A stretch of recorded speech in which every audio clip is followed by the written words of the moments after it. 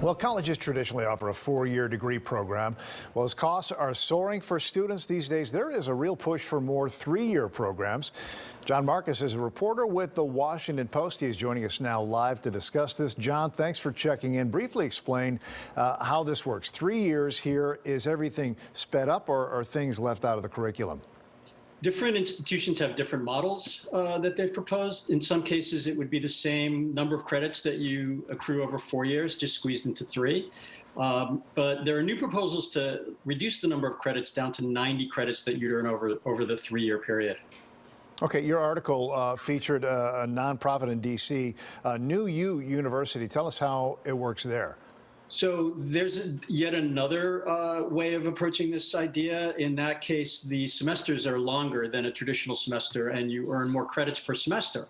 So all of these ideas, I think, are responding to Americans' concern, as you mentioned in the intro, about college costs, but also how long it takes to graduate from college, since fewer than half of students who are attempting to graduate in 4 years actually manage to do it. And there's a lot of impatience out there, especially after all the time we've lost with the pandemic.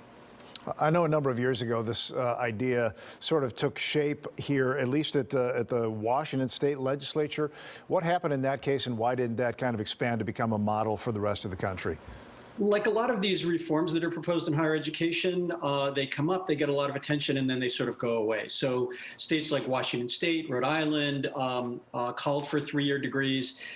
Many students didn't love the idea of 3-year degrees because they missed the kind of residential experience that they associate with college. And a lot of faculty thought that 3-year degrees cheapened the degree. But there's concern, or there's sort of a consensus in higher education that now is a time when there is so much concern about debt and so much concern about duration of degree that this might be the time to actually make this work. Yeah, I can hear some students saying, yeah, I don't want to miss out on any of that stuff before I have to go into the real world.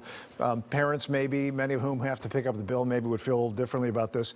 So the pros seem kind of obvious. What are some of the cons as well? Well, so who's it going to help? Obviously, people that go into college from well-resourced private or suburban public high schools, they already have maybe AP credits or dual enrollment, so they have a head start. They have parents that went to college who can help them navigate the complications of college. Maybe not so easy for low-income first-generation students whose parents didn't go to college, who might struggle a little bit more, who came from high schools that maybe weren't that good in rural areas or cities, and might not be able to really handle the pressure of finishing in 3 years instead of 4. But this happens in a good part of the rest of the world. I know particularly in Europe. How would that compare? So interestingly, one of the reasons that U.S. universities are looking to do this is because they're competing for international students with universities in the UK and Europe, which already have 3-year degrees. And Americans, interestingly, what we found during this story is about 50,000 American students per year go to full degree programs overseas so that they can graduate in 3 years instead of 4. So there seems to be a lot of demand for this.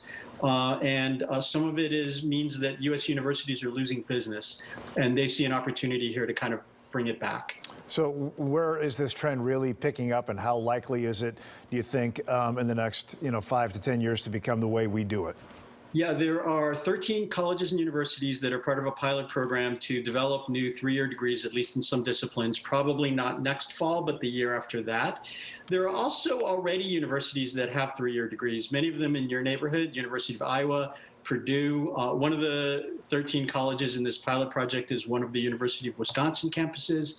So there are already institutions that allow this in some way or another. And then these institutions that you're showing on your screen are investigating ways of adding 3-year degrees. All right, we'll see where this goes. John Marcus from The Washington Post, thanks for joining us. Thank you. All right, see you later.